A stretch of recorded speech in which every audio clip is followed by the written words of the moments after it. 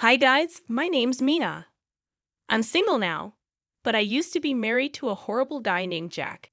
His parents, Shane and Irina, were just as bad, constantly making me feel unwelcome. To be honest, Jack and I both had good jobs and earned a lot of money, but his parents never acknowledged that. They thought I was a gold digger living off their son, partly because Jack kept saying things like, Mia is very lucky to marry me. She loves a luxurious life, and she couldn't have that without my help. He even told them I handle most of our finances, which wasn't true. Oh, Jack, you're so generous, his parents would say. Any woman would be lucky to have you. Mia, you better take care of him properly. If he leaves you, you'll be left with nothing. Thank God we made you sign a prenup, they added. We knew Mia wouldn't amount to anything, so we had to protect our son. Yes, they made me sign a prenup. I don't mind prenups, but what angered me was Jack not discussing it with me beforehand. He always told his parents I earned way less than him and depended on him for everything, so they assumed I was a gold digger. Jack insisted I go along with his lies because he didn't want his family to look down on him if they knew I earned more. I loved Jack and didn't want him to feel humiliated, so I put up with the insults. I was a fool for marrying him. He didn't love or respect me, regularly humiliating me for supposedly earning less and spending all his money. The truth was, he got fired a year ago and was dependent on me. But he didn't want his parents to know. The final straw came when I bought a house. I received an inheritance from a relative and decided to invest it in a house. I found a beautiful one and bought it, putting the title in my name only.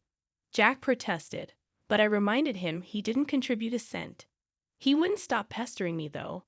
Things came to a head at a family dinner when his parents brought up the house. So I cured you too, bought a big house. It's truly one of a kind. Did you move in yet? Shane asked. Yes, we finalized the deal a month ago, Jack replied. We're still settling in, but it's nice to have our own place.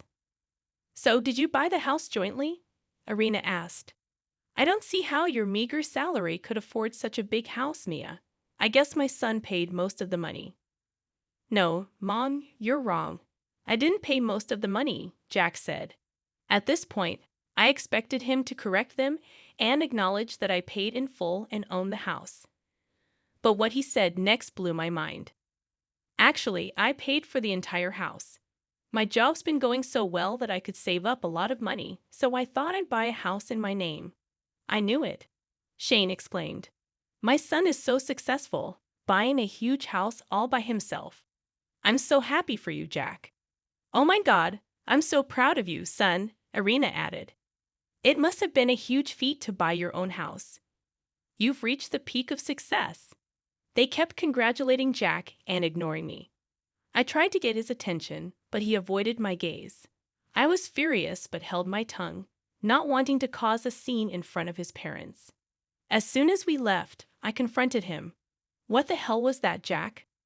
Why did you tell your parents you bought the house by yourself? You didn't spend a penny on it. Relax, Mia, he said. I told them to make them happy. I don't want them to know I lost my job. They'd be extremely disappointed. What else was I supposed to do? You could have said we went 50-50 on the house, but no, you took all the credit, I replied. I feel humiliated and cheated. This is very unfair. Look, what's done is done. I'm not going back to correct myself, he said. That was the breaking point for me. I would not humiliate myself like that. Who cares what my parents think? Let them be. He had no problem humiliating me, but wouldn't face the truth himself. That day, I realized Jack had completely changed after our marriage. He no longer cared about me or my feelings. He had been mooching off me for the last year and showed no signs of getting a job. I was tired of shouldering all the family expenses, and he even fought with me to put his name on the house title. Somewhere in my mind, I knew he was using me, but I was on the fence about what to do. That was until something drastic happened. The next evening, as I was making myself a snack, I heard the doorbell ring. Curious, I went to see who it was because there was a lot of commotion at the door. Jack hurried downstairs, looking uneasy, and opened the door. To my shock, his parents were there with all their stuff, smiling and laughing with Jack as they brought their things inside. Before I could ask what was going on, they said, "Jack, we got all our stuff here. We packed as soon as you told us we could stay. You are the best son ever." "We knew we raised you right," Irina added. "When you told us to come stay at your new house, I told all my friends what a great son you are. We're so proud of you." "I'm glad to make you proud, Mom and Dad," Jack replied. "It's nothing, really. You guys were right. You need to stay with us since I bought such a big house with plenty of room for you." My mouth dropped open. In no world did I ever approve of Jack inviting his parents to stay in my house. This charade had gone too far. Still, I didn't want to confront Jack in front of his family. There was no way his parents were living in my house. But I tried to find a way to deal with the situation gently. They continued dreaming out loud about their new living arrangements. "Oh, it's so nice to finally live in a big house. We were getting cramped in the old place. I'm so proud of my son for being this successful. This house is magnificent," Irina said. "Yeah, and it has 4 bedrooms. Imagine that, Irina," Shane added. "Oh my God, yes, 4 bedrooms. We'll take the biggest one. It would be a dream come true. Jack, show us the biggest and best room." "Why don't you two wait here while I have a chat with Jack?" I said.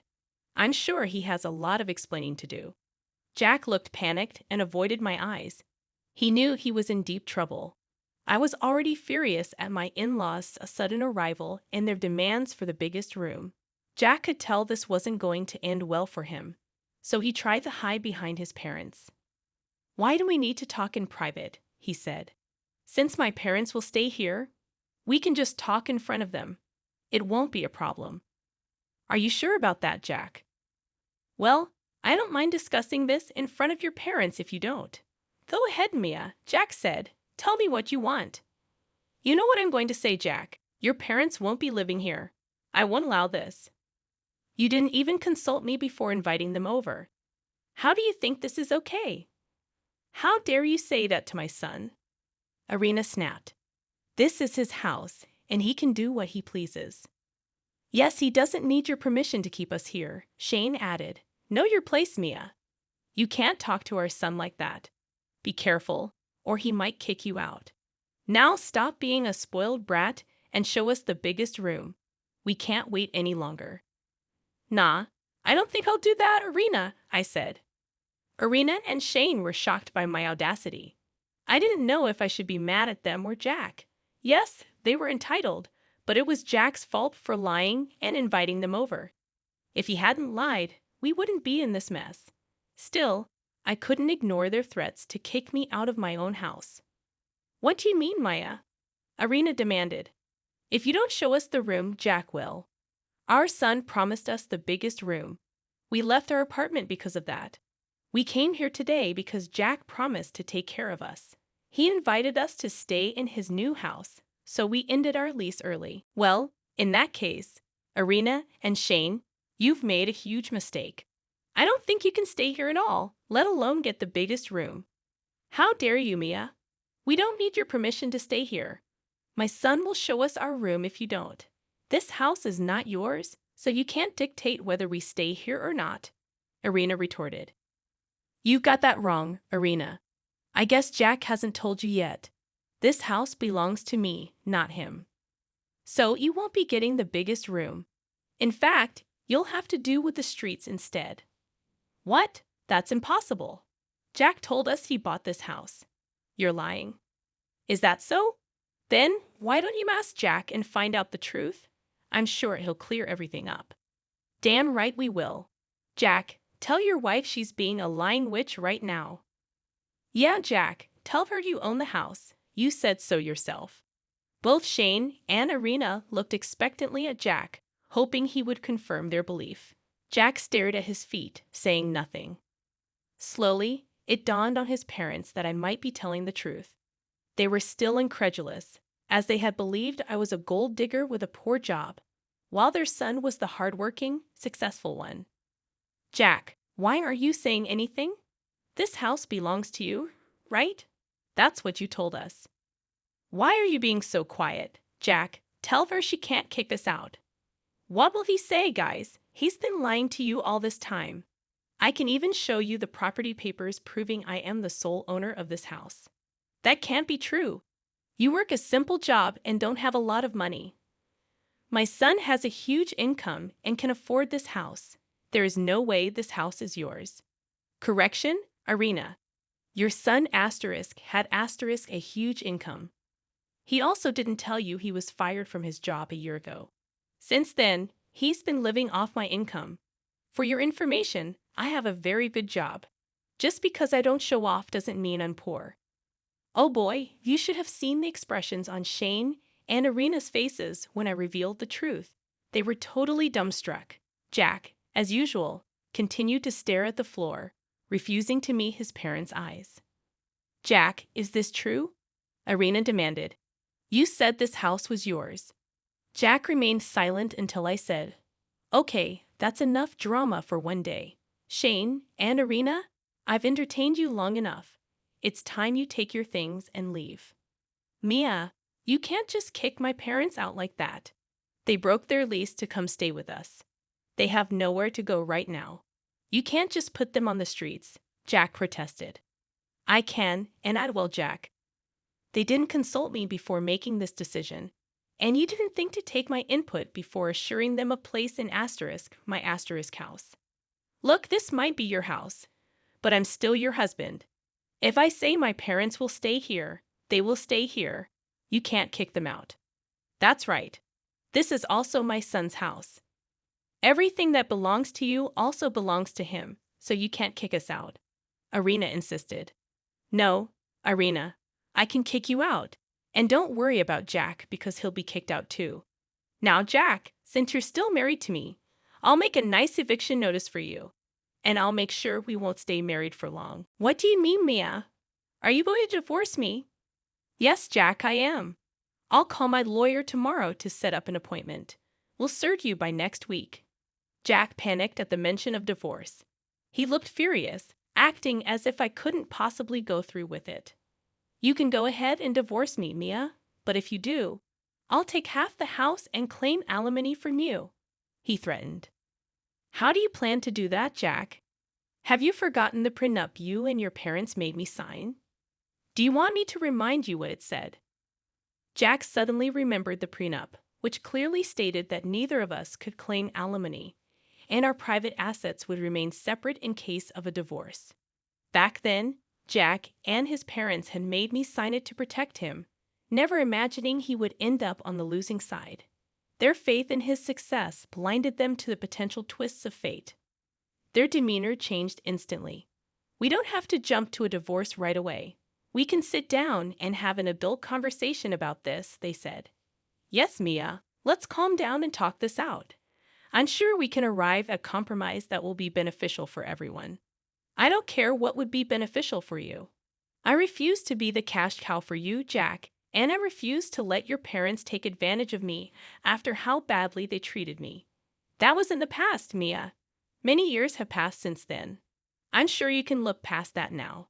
It was a very minor issue. You and Irina just threatened to have me kicked out because I refused to house you. And that happened just a few minutes ago. No more excuses.